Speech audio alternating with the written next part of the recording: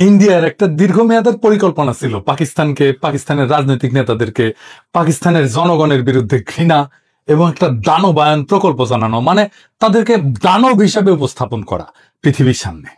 ভারত পাকিস্তানের প্রতিনিধিত্ব করে এমন নেতাদের, যেমন ধরেন মোহাম্মদ আলী জিন্নাহ, উনাকে দুষ্টু, বিভ্রান্ত, দুর্নীতিগ্রস্ত হিসেবে উপস্থাপন করে। জিন্নাহর মতো একজন রাজনৈতিক নেতা পৃথিবীর ইতিহাসে বিরল। এইটা ওদের এমন একটা মনস্তাত্ত্বিক কৌশল যে তার শত্রু খুবই খারাপ মানুষ, এইটা প্রচার করা। পাকিস্তানিদের ডেমোনাইজেশন করার একটা ইন্ডিয়ান প্রজেক্ট, এটা তারা আওয়ামী লীগকে শিখাইছে খুব ভালোভাবে। আওয়ামী লীগ একটা বিষাক্ত মূর্খ বাহিনী তৈরি করছে যারা পাকিস্তানি ঘৃণা ছড়ায়। এদের একটা প্রিয় বাক্য পাকি বীর জোহ, মানে এই লোককে জন্ম দিছে যে সে পাকিস্তানি। শেখ হাসিনার কথিত পিতা শেখ মুজিব পাকিস্তানি নাগরিক ছিল না?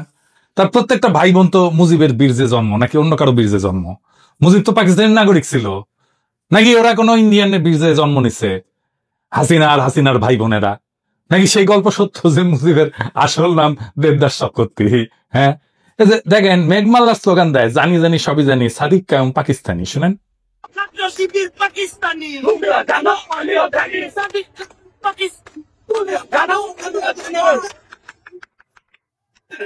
এই মেঘমাল্লারের বাপ পাকিস্তানের নাগরিক ছিল না?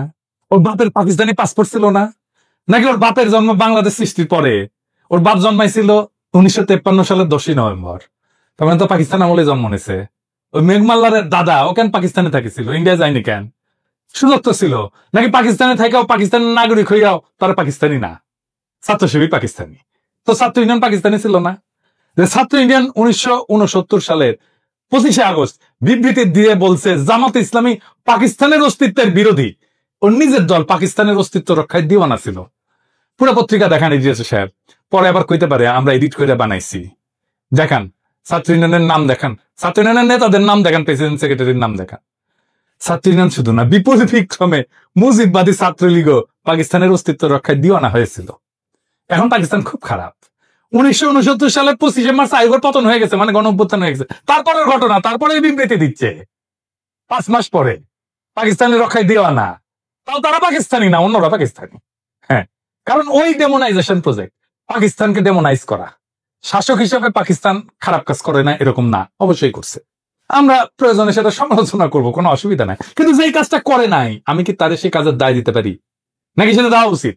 আর যখন একজন যে কাজটা করে নাই সেই কাজের দায় তার উপরে চাপায় দেওয়া হয়, তখন তো তার উদ্দেশ্য নিয়ে আমার প্রশ্ন তোলা উচিত।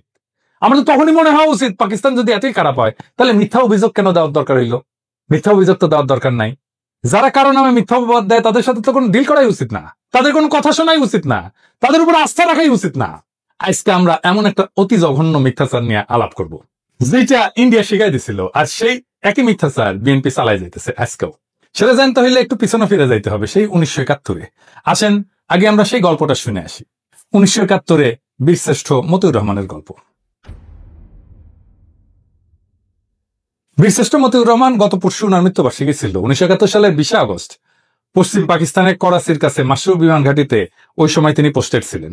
মার্চে যখন যুদ্ধ শুরু হয় তখন কিন্তু তিনি পূর্ব পাকিস্তান মানে বাংলাদেশই ছিলেন। উনি তখন এইখানে ছুটিতে ছিলেন, যখন জয়েন করেন নাই যুদ্ধে।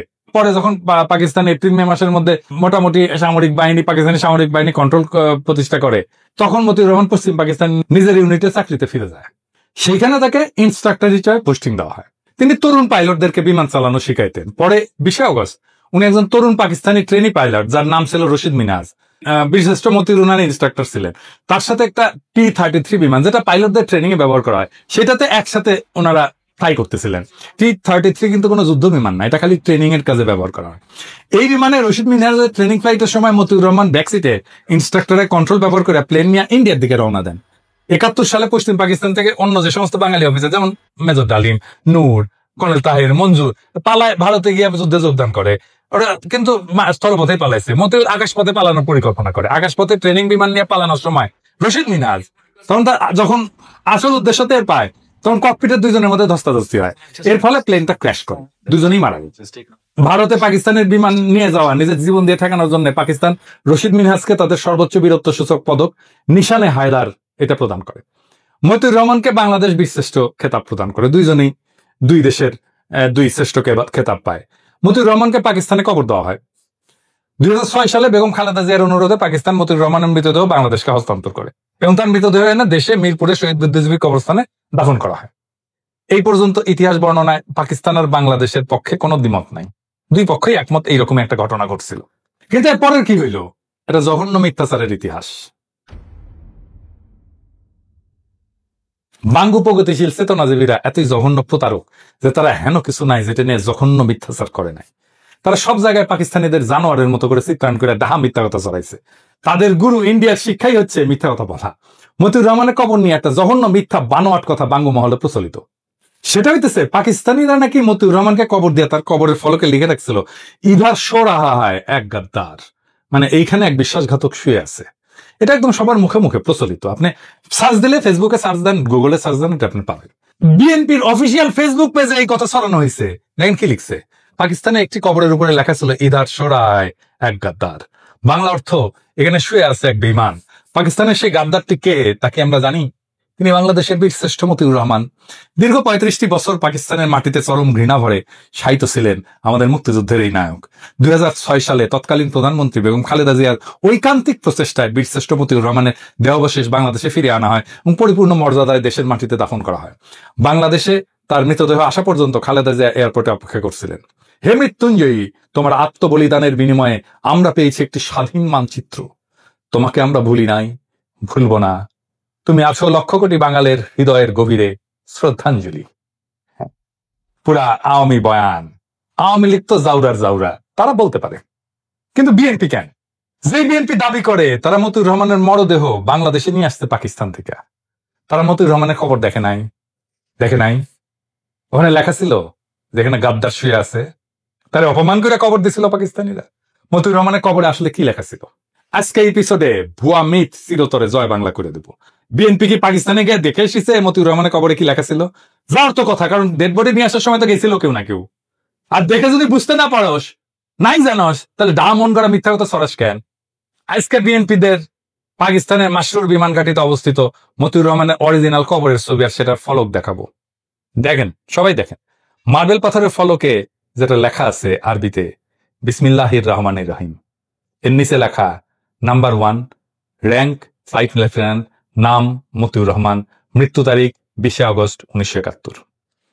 হারামজাদারা এখানে কই লেখা দেয় যে এখানে গাদ্দার শুয়ে আছে? এখানে দেখেন সে কবরের ছবি, আর সে কবর তুলে বাংলাদেশে পাঠানো হচ্ছে তার ছবি। এডিটর সাহেব দেখায় দেন এটা সেই সময়ের ছবি যখন তার দেহাবশেষ তুলে বাংলাদেশে পাঠানো হইতেছে।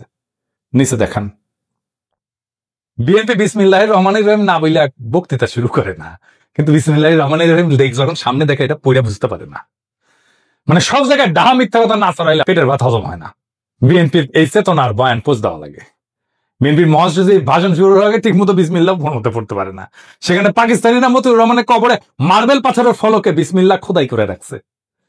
এখানে কই চরম ঘৃণা ভরে তারা দাফন করছে পাকিস্তানে। ঘৃণার চিহ্ন দেখলেন আপনারা? বিএনপি তো একটা ব্যক্তি না, একটা সংস্থা না, একটা বিশাল দল। তারা যদি এমন মিস্টেক করে তাহলে দেশ চালাবে কিভাবে? এত এত নাকি বুদ্ধিজীবী এদের, বিরানি আলম, জামাই কোটার বুদ্ধিজীবী, এত কিছু আছে তাদের, তাহলে এরকম মিস্টেক কেন হয়? আর সবচেয়ে বড় কথা, যদি বিএনপি কখনো ক্ষমতায় যায়, চান্স যদিও কম, যাই হোক, তখন পাকিস্তানকে এটা মনে রাখবে না যে তারা পাকিস্তানের বিরুদ্ধে এমন একটা মিথ্যাচার করছিল। কূটনৈতিক সম্পর্ক কেমনে করবে? পাকিস্তানের বিরুদ্ধে মতিউর রহমান বিদ্রোহ করছে, তারপরে পাকিস্তান তো তাকে স্বাভাবিকভাবে সম্মানের সাথে দাফন করছে। বাঙ্গুরা যত পশ্চিম পাকিস্তানি অফিসার সৈনিক হত্যা করছে, তাদের একজনেরও কবর দেখাতে পারবে বাংলাদেশে?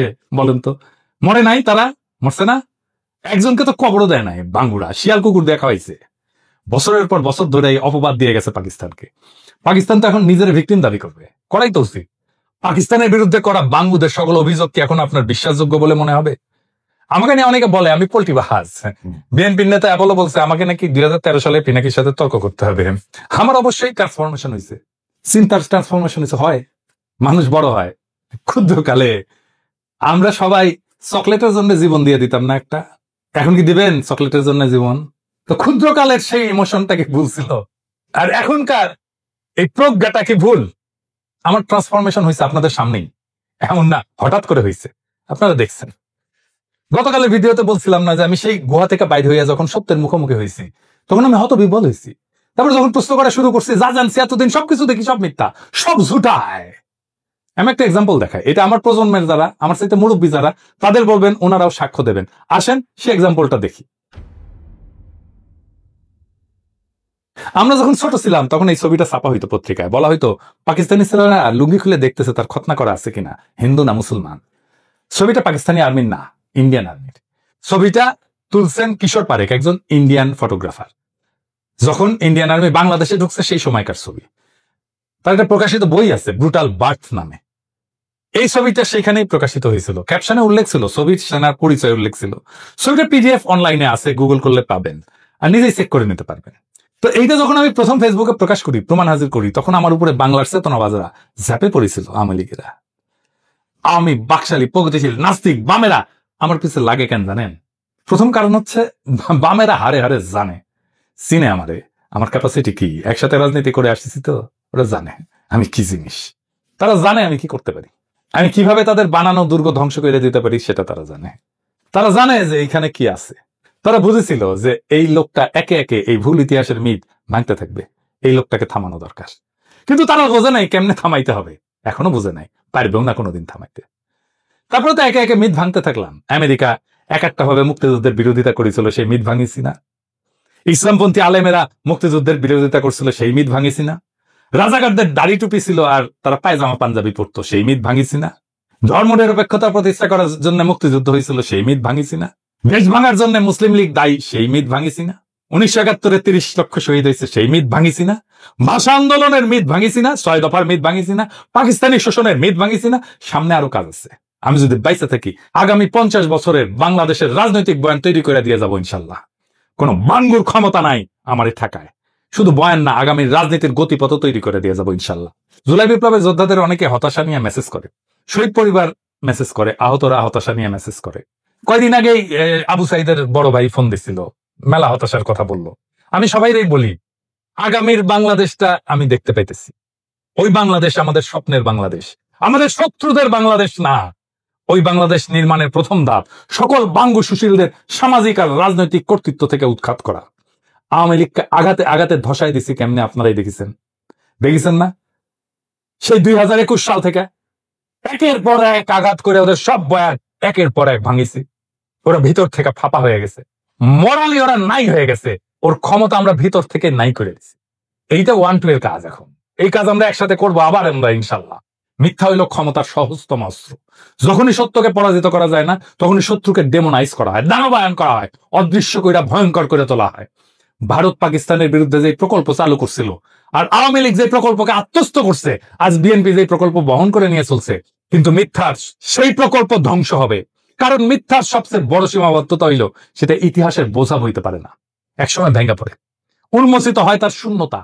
আজ আমরা এক সীমানার সামনে দাঁড়ায় আছি, যেখানে মিথ্যার সত্যের সংঘর্ষ নির্ধারণ করবে আগামীর বাংলাদেশের রূপ। যদি আমরা মিথ্যার শিকল ভেঙে সত্যকে গ্রহণ করি, তবে আমাদের রাজনৈতিক কল্পনা হবে মুক্ত।